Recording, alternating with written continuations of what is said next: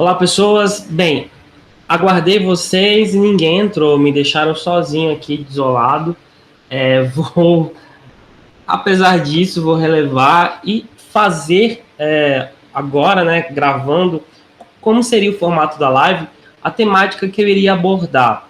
Os vídeos que eu iria mostrar ao longo de minha fala, eu vou deixar linkados lá no Ava, melhor, aqui no Ava, né, aqui embaixo, para vocês observarem e poderem assistir também. Então, são vídeos curtos, porque o assunto desta parte da aula, ele é um panorama da antiguidade, né? Abordamos lá no AVA, Grécia e Roma, com vídeos específicos feitos por mim e vídeos e textos complementares para que vocês possam ler em profundidade.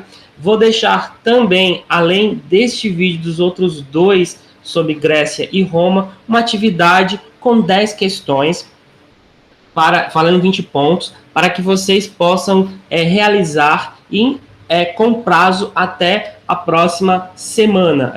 Essa última atividade fechou ontem à noite, né? Então, no caso, faltando um minuto para o dia de hoje. Então, semana que vem eu vou deixar a atividade até o dia 18, às 23h59. Valendo 20 pontos, um pouco menor, mais enxuta.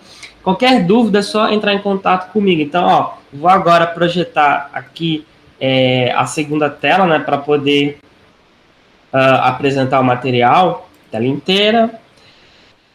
E a tela 2 vai mudar, obviamente, vai aparecer no papel de parede. Vou já aqui exibir o slide, né, que a gente vai utilizar como referência. Vamos lá. Eu acho que ele vai aparecer não a partir do primeiro. Exatamente, vou ter que voltar aqui um pouquinho. Então, eu vou abordar aqui com vocês, nessa aula, a questão dos reinos africanos, né? Nós abordamos com muita frequência a história a partir da perspectiva europeia. O Brasil é um país que tem, obviamente, uma relação com a Europa, especificamente com Portugal, e com, obviamente, outros povos da Europa, mas Portugal talvez seja a nossa relação de laço cultural mais profundo, por ter sido a metrópole durante muito tempo, nessas relações conturbadas entre a colônia brasileira e Portugal. Portugal trouxe aqui uma herança cultural e deixou muito grande, e também se alterou ao longo do tempo, né? A mudança também é mútua, mas a gente também tem uma relação muito profunda com povos indígenas, óbvio, que já residiam aqui quando ocorreu a invasão europeia. Nós também temos uma relação muito próxima com povos africanos. Então, a formação brasileira é exatamente neste tripé. Essa unidade tem como intenção iniciar a abordagem desse tripé. Vocês, lá no site do Instituto Federal do Rio Grande do Sul, vão abordar a perspectiva dos impérios e povos da América antes da invasão europeia. Então, um curso de 20 horas, um deles disponível lá no ambiente virtual, que eu recomendo que vocês façam, ele aborda os povos maias, astecas, os incas e os indígenas brasileiros que viviam aqui nessa região do mundo antes da chegada dos europeus. Abordamos nessa unidade também, como vocês vão ver ao longo dela, a Grécia e Roma, que são consideradas as bases, né, do pensamento ocidental, especificamente da Europa ocidental, e obviamente tem reflexos históricos aqui no Brasil. E nesta parte da aula, nós vamos abordar a perspectiva dos reinos africanos entre o século 8 a.C. e o século 15 depois de Cristo, ou seja, uma longa duração. A abertura aqui, inclusive, a gente tem a mesquita de Djené, lá na África Ocidental, né? Então, a África, a gente tem um mapa aqui, não é um continente uniforme, né? Já abordamos, inclusive, o Egito Antigo na última aula, que foi uma civilização que se desenvolveu na própria África. Ela não é um continente uniforme, ou seja, único, parecido, uma coisa só. Sua geografia também não é, então é bem diversificada. Ao norte temos a região desértica, Saara, abaixo dele uma zona de transição de savanas, que é como se fosse um cerrado, muito parecido com o cerrado brasileiro. A zona do Saara é chamada de África Saariana, e a que fica logo abaixo, África Subsaariana. Assim, vários povos em diversos territórios ao longo do tempo se desenvolveram por lá, como vemos no mapa ao lado, que está inclusive circulando as áreas de diversos reinos que se desenvolveram na África ao longo desses milênios, né? Então, o reino de Aksum o reino do Mali, Gana, o reino Kush, o reino do Manicongo, o reino do Zimbábue, rotas comerciais. A gente pode indicar aqui também o Egito, que a gente já citou, o reino da Núbia. Então a gente tem uma série de povos que se desenvolveram para além do próprio Egito, que é parte da África, como nós abordamos na aula passada. Então essa África subsaariana, por exemplo, né, a gente tem aqui dois modelos, um de um recipiente cerâmica da região do atual Camarões e abaixo uma foice de metal do povo Cota, do atual Gabão, a parte mais do sul da África.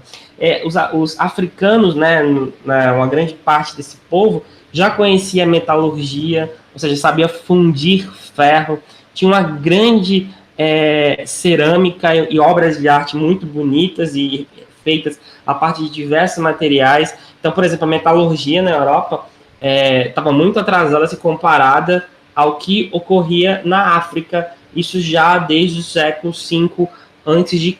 Então, nessa região do mundo, abaixo do Saara, os povos dominavam a natureza e faziam cultivos, né, agrícolas. Usavam instrumentos agrícolas como pá, enxada, de cavar, e devido à influência egípcia, o arado, né, que é aquele objeto que se puxa com um animal para rasgar a terra e colocar a semente posteriormente.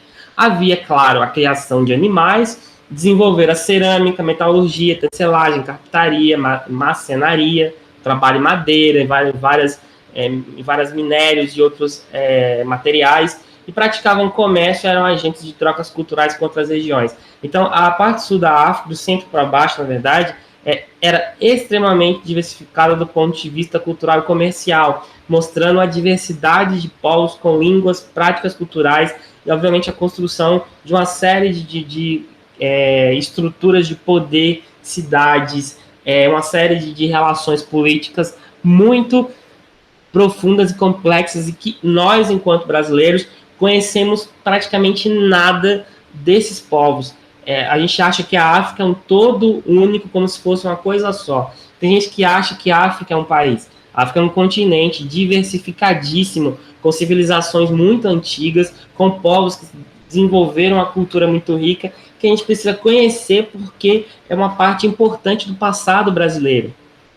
Então, a África, aqui a gente tem um mapa, né, mostrando novamente, né, a gente tem a divisão de países contemporâneos, e a gente vê a divisão de regiões mais antigas, né, Gana, Mali e Congo, que são aqueles que a gente vai analisar nessa aula.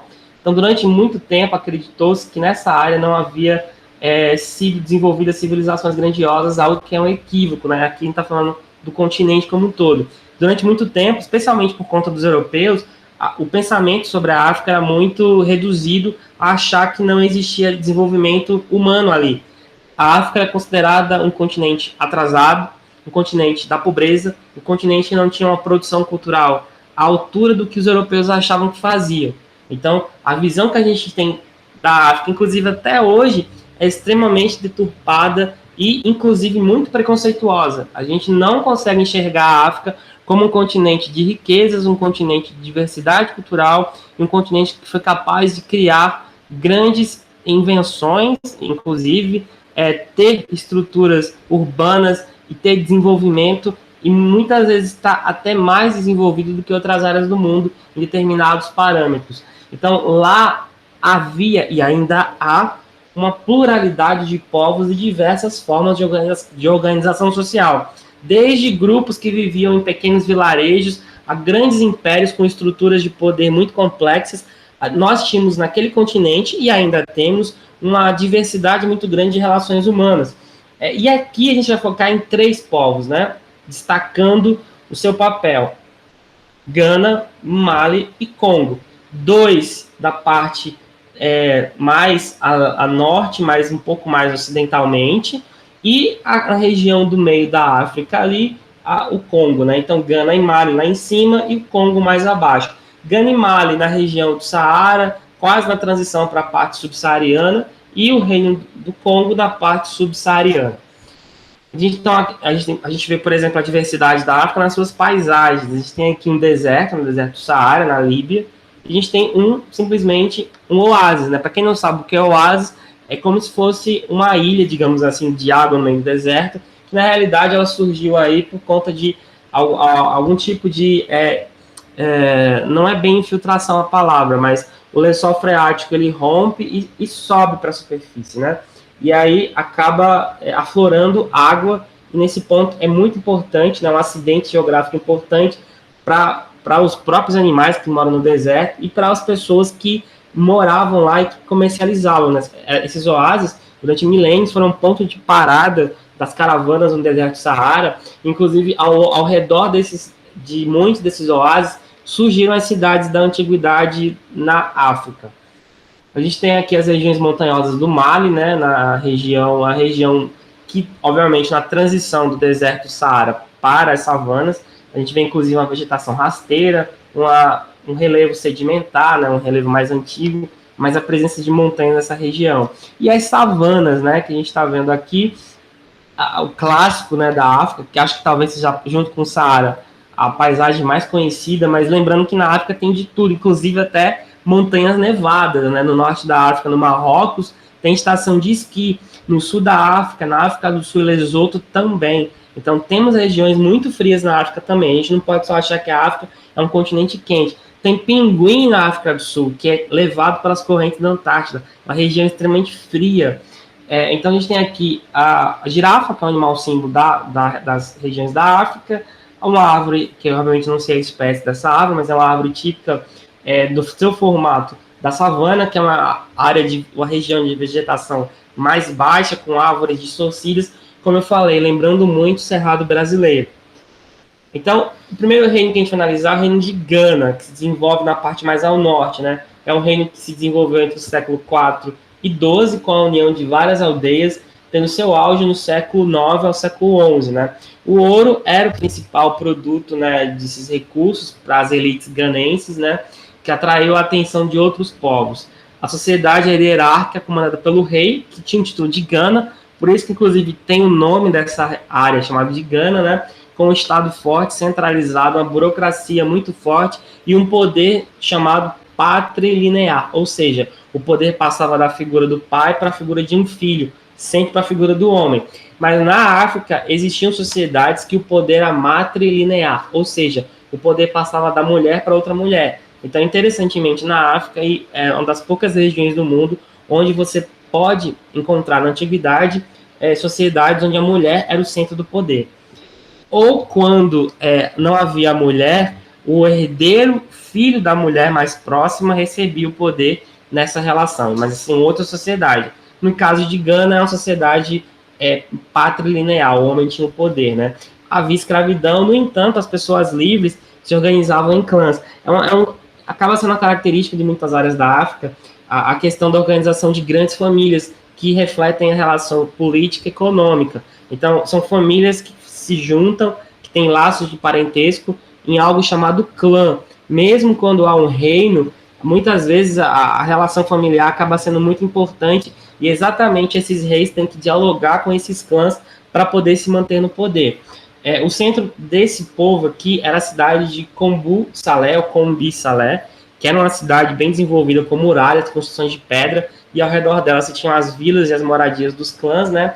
No século XV, por conta do seu ouro, né, o Gana passou a atrair a atenção das tropas muçulmanas, né, que já circulavam na África depois de invadir regiões de Roma e dominando aquelas regiões, e acabou sendo conquistado pelo Reino do Mali, que já estava foi muçulmanizado, né, digamos assim, no a partir do século XVII.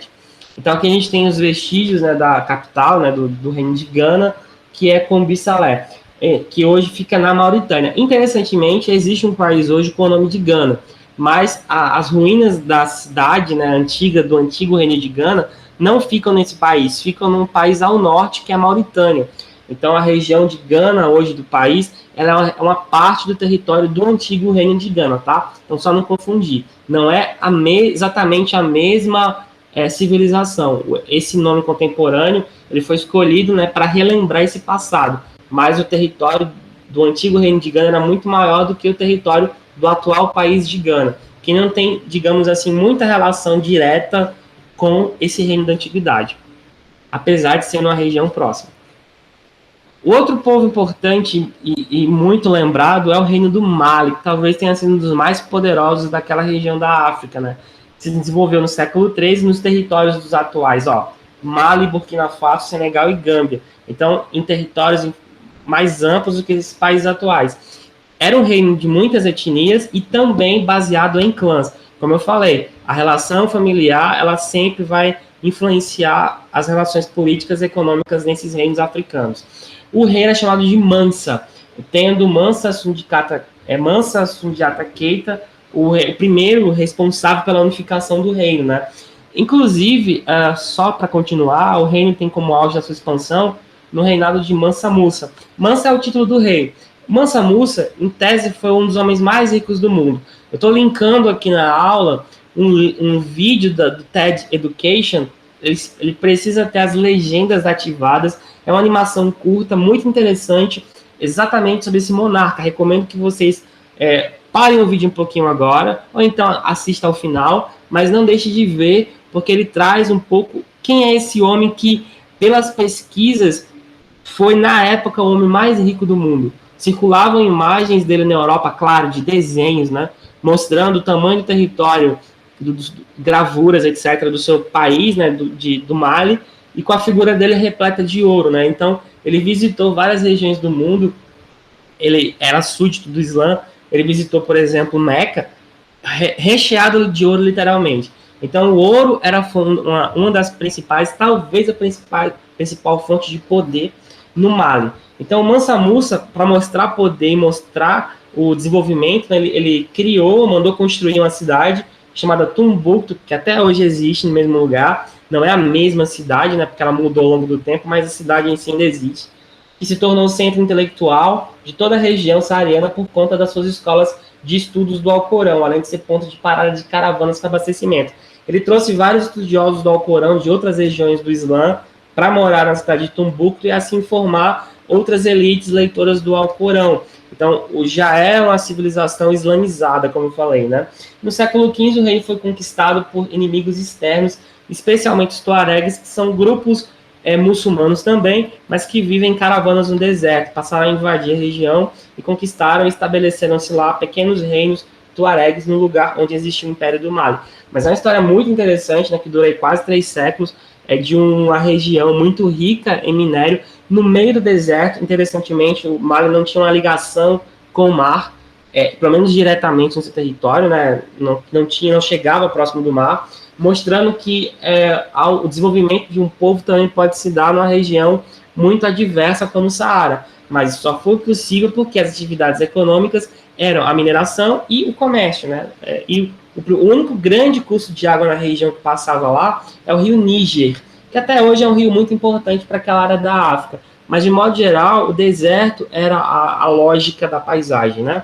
Então a gente tem aqui inclusive as gravuras que eu falei, especialmente essa daqui que está à direita. Essa aqui na parte de baixo do slide é uma gravura mais contemporânea, que mostra um homem negro, né, que é o Mansa Musa, com seus exércitos, ele bem vestido com a espada na mão, e naquela imagem da direita a gente tem uma espécie de mapa, né, da região.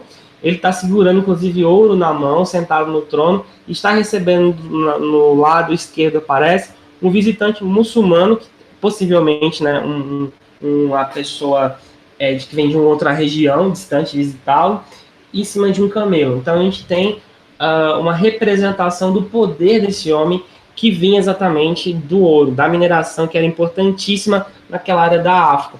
Aqui, inclusive, é a cidade de Timbuktu, a mesquita, né, que parece muito aquela da apresentação, mas ali é uma outra cidade, de Gené. Esse estilo de construção lá no deserto era e é muito comum. E, interessantemente, que esse prédio, basicamente, ele não vai ser o mesmo da época que ele foi construído lá no século XV, né, um pouco antes. Porque a gente está vendo madeira, uma base da construção, e adobe. O que é adobe? É basicamente uma espécie de argila com palha e um pouco de areia, se faz uma argamassa, se constrói e se utiliza a madeira para dar sustentação a isso.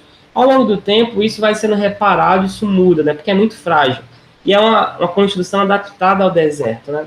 Então, ao longo do tempo, essa construção foi sendo mudada, mas ainda permanece hoje como patrimônio da humanidade, né? As mesquitas é a cidade de Tombuctu ou Timbuktu, e é uma região que foi incentivada a sua construção pelo Mansa Musa. O outro reino que a gente analisa aqui é o reino do Congo, né? Que se desenvolve a partir da segunda metade do século XIII. Mali e Gana, não no momento que se desenvolveram, tem relação direta com o Brasil. O Congo tem muito mais. Porque uma grande parte das pessoas escravizadas que vieram para o Brasil vieram da região do Congo, mas obviamente de outras partes da África, né? Porque a gente vai ver isso mais adiante. Na segunda metade do século XIII, povos bantus formaram o Reino do Congo, na parte centro e sul do continente. O poder é exercido pelo Mani-Congo, né, que é o rei, na verdade. Né? Abaixo dele, vários funcionários reais, chefes de província, coletores de impostos, um juiz supremo e um sacerdote principal. O Mani-Congo recebia os impostos, administrava a justiça e controlava o comércio. Né? A cidade principal era Benza-Congo, grande e cercada por muralhas. Tinha grupos sociais diversificados, né? Comerciantes, nobres, sacerdotes, uma sociedade muito complexa. Uma grande parte dos africanos escravizados foram trazidos para o Brasil e vieram dessa região, até porque foi uma das primeiras regiões da África na qual os europeus fizeram contato. Por exemplo, os portugueses entraram em contato com o Reino do Congo em 1483, e a partir disso, inclusive, o monarca do Congo, o Mani-Congo, na época que os portugueses chegaram, ele se tornou, aceitou o cristianismo como religião, né?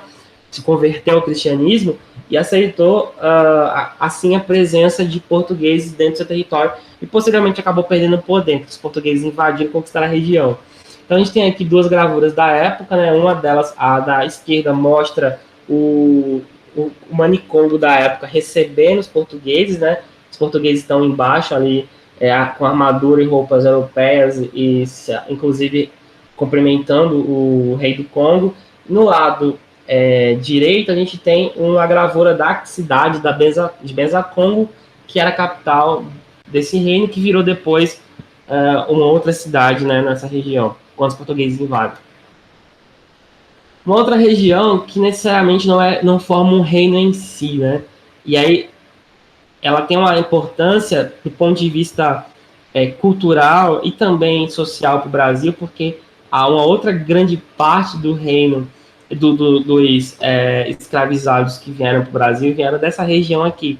Então a cidade de Fé, que se tornou um reino, né? Depois ele vai ser superado, mas ainda assim permanece como uma cidade importante para um culto, né, religioso da região.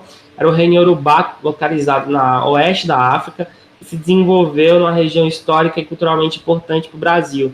De lá vieram tantos milhões de pessoas para as Américas escravizadas e trazendo suas culturas, especialmente o que chamamos de cultura iorubana, dos povos Yorubá. E Fé surgiu no século VI, tendo se tornado centro da cultura iorubana. Então, por exemplo, uma parte dos cultos afro-brasileiros, uma grande parte, mas não somente veio daqui no caso, né? Inclusive, uma série de cultos africanos, né? O culto dos Nquices, que veio do Congo, o culto dos orixás, que veio de Ifé, tem origem aqui na África e são trazidos para cá nesse processo de translado humano, que a gente vai abordar mais adiante, que é a escravidão, né? Então, Ifé era uma cidade governada por um rei, que é o Obá, na língua local, de acordo com as tradições, tinha poder divino. A gente tem aqui a cabeça de um desses Obás, mostrando um trabalho muito bonito de metalurgia, e esse poder teria sido dado pelos orixás, né?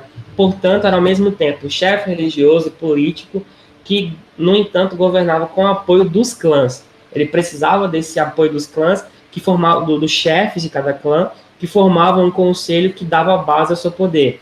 O vínculo social era o de sangue, né? Então, cada um pertencia a uma das famílias, a um clã, que é o Ebi, que chama, e a partir dela a uma cidade específica, né? Próxima ali de Fé. Sendo crença comum um antepassado divino, que é um Ododuá. O trono, que é o Oni de Fé, era dado ao indivíduo escolhido pelos deuses. Então, era uma monarquia que havia uma espécie de eleição entre os conselheiros para escolher o Obá. E Fé tinha uma grande produção de metalurgia, né, muito conhecida em todo o oeste africano.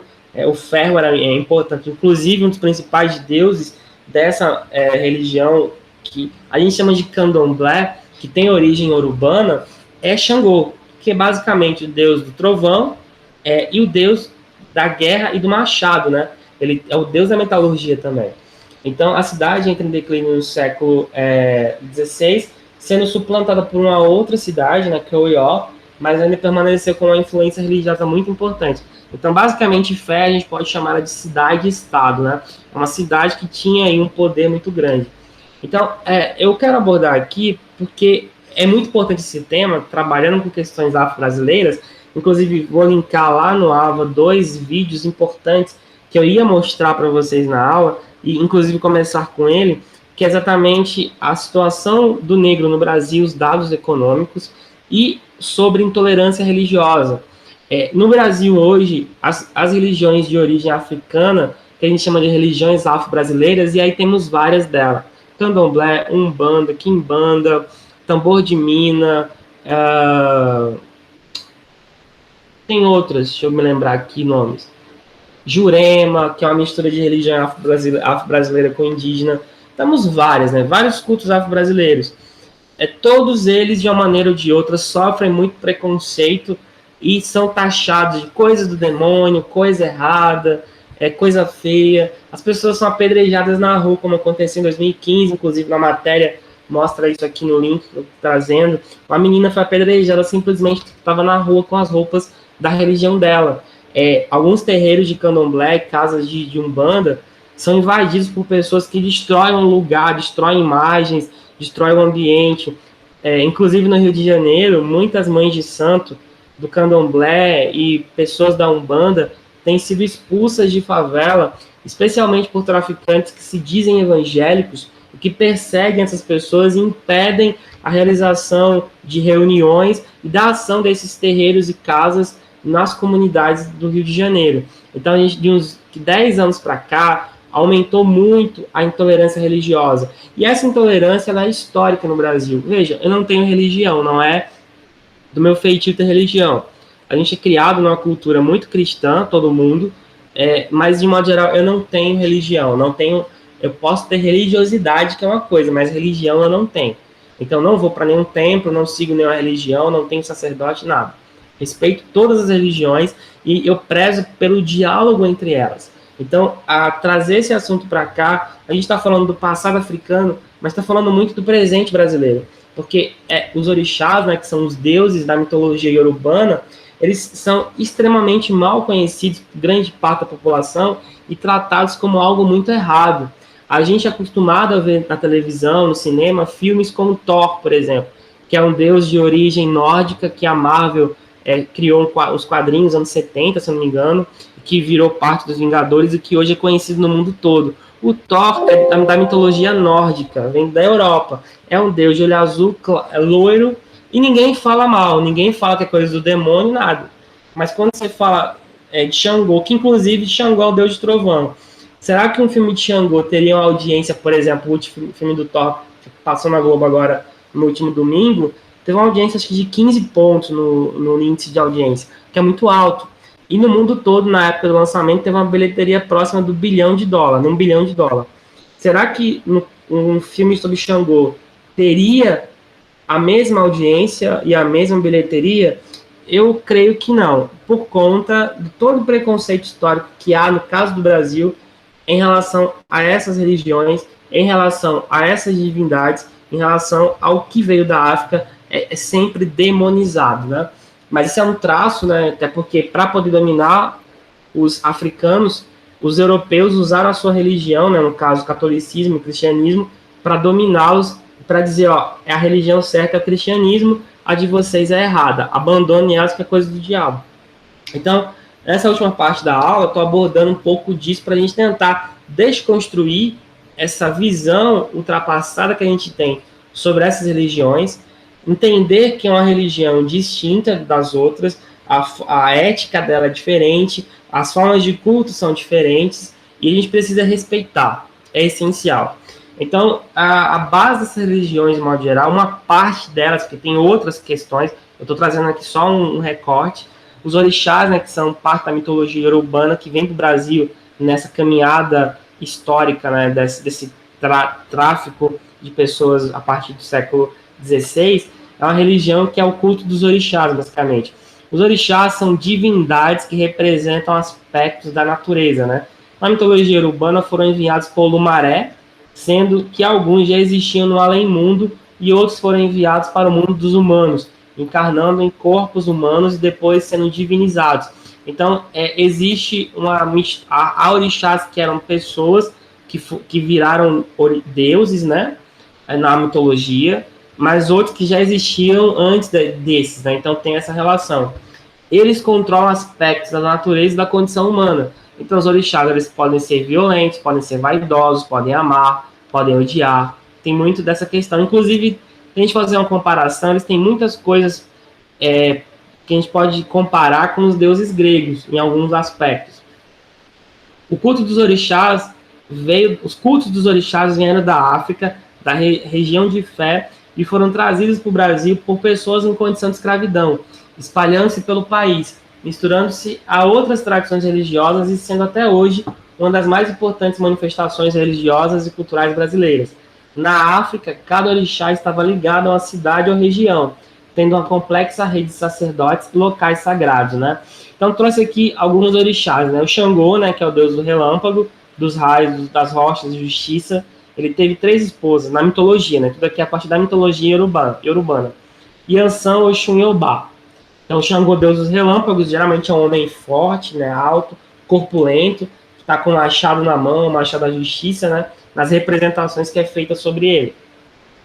Exu, inclusive, para a gente ver o exemplo de como as pessoas deturpam, o Exu originalmente é o mensageiro das divindades entre os homens e transporta as informações de um mundo para outro, né? Ou seja, ele informa os orixás do que acontece no mundo dos homens e pode informar os homens do que os orixás querem. Então, ele é esse mensageiro entre 2 mundos. Quando vem para cá, ele passa por mudanças, né? Então, o Exu que tem, por exemplo, no Candomblé, que é esse daqui, é um. O Exu que está, por exemplo, na Umbanda é outro. O Exu da Umbanda, por exemplo, ele tem várias formas, ele tem várias características. Inclusive, tem muita influência do cristianismo também nele. Mas é uma outra coisa que não tem nada a ver com isso aqui. É importante lembrar que até mesmo dentro das religiões afro-brasileiras, tem diferenças muito grandes entre uma e outra. Então, o Candomblé não é a mesma coisa da Umbanda, a Umbanda não é a mesma coisa da Quimbanda, por exemplo, a Quimbanda não é a mesma coisa da Jurema, então são religiões muito diferentes. Então, a gente tem que tomar cuidado para não misturar. Apesar de que há coisas em comum, mas, por exemplo, a Umbanda tem traços do que seria o Candomblé, que tem os orixás, mas tem entidades que vêm dos cultos indígenas, por exemplo, os caboclos, tem coisas do cristianismo que ela pegou e trouxe para dentro. A Umbanda é uma religião totalmente diferente, mas é uma religião também afro-brasileira, na sua essência. Então, Exu, nessa forma aqui do Candomblé, é um mensageiro dos deuses de modo geral. Opa! Então, mais 2 aqui. Yansan, que é uma deusa guerreira, divindade dos ventos, tempestades, cuida das almas dos mortos, impulsiva e cheia de paixões, prefere o campo de batalha aos trabalhos domésticos, né? E a Iemanjá, que representa a maternidade, fertilidade, é a deusa dos mares. É interessante que esses orixás, todos eles no Brasil, como era proibido aos negros adorar esses deuses, eles acabaram usando imagens de santo para linkar com outras representações. Então, por exemplo, a Yansan, ela vai ser aqui traduzida como Santa Bárbara, né? Vão pegar a imagem da Santa Bárbara, vão estar lá cultuando Santa Bárbara, entre aspas, mas na verdade estão cultuando a Yansan. E outros, São Jorge, Ogum, por exemplo. Então, houve uma transformação. Embora hoje as pesquisas indicam que isso é meio relativo, mas como era proibido adorar eles utilizavam essas imagens. Oxumaré, que vive 6 meses como homem, 6 como mulher, transporta água entre o céu e a terra usando o arco-íris, né? Então apareceu o arco-íris, Oxumaré tá lá. Obá, divindade do barro das enchentes, né? Uma mulher, né? Carrega armas e cozinha os alimentos, né? Veja que tem uma importância doméstica muito forte. Oxum, a mais bela, né? Deusa sempre tá com leque, vaidosa. Ela usa também o espelho, assim como a Iemanjá, mas é diferente, né? Ela tá na água doce. É a deusa da fecundidade do amor. Ossain, deus das matas, das folhas e ervas medicinais. Ossain ou Ossain. Algumas pronúncias podem ser diferentes, mas eu prefiro chamar Ossain, é mais fácil. Ogum, que é a divindade do ferro e da guerra, né? Forte aventureiro, é associado a São Jorge na mitologia católica. Oxóssi, né? O caçador, o símbolo dele é quando se dança para ele, né, nesses cultos, as pessoas fazem geralmente o símbolo do arco e flecha, né, Deus da caça. Então, na África, quando as pessoas iam fazer caça, pedem licença para o Oxóssi, pedem para ter uma boa caça, né, tem que ter para respeitar a divindade, já que ele reside nas florestas. E aqui a gente tem, no caso do Brasil, a gente tem o xirê, né? O xirê, na religião candomblé, é uma parte do culto deles, onde os orixás eles aparecem, né? Usando as pessoas como suporte, e eles dançam uma dança no meio do salão. Então, só que nem todos os orixás estão no xirê, né? Então, no caso aqui, isso é um monumento, né? A Roda dos Orixás, que fica lá no Dique do Tororó, em Salvador. Lá atrás tem o estádio da Fonte Nova. Eu fui nesse monumento, tem uns pedalinhos que você aluga lá atrás naquela casa, você vai pedalando, pode dar uma volta aqui. Então, você tem principalmente 12 orixás centrais. E tem mais 4 desses dentro da mata, né? Porque tem aquela coisa, tem orixá que pode estar na água e tem orixá que não pode. Então também tem essa questão. E aí estão os orixás que podem estar na água e lá fora, ao redor do parque, né? Tem os orixás que são da terra. E são esculturas muito bonitas, inclusive. Então, é isso.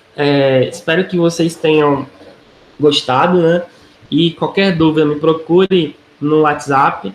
Vou liberar a atividade daqui a pouco, também no ambiente, valendo 20 pontos, sobre Grécia, Roma e reinos africanos. Qualquer dúvida, estamos à disposição. Até semana que vem.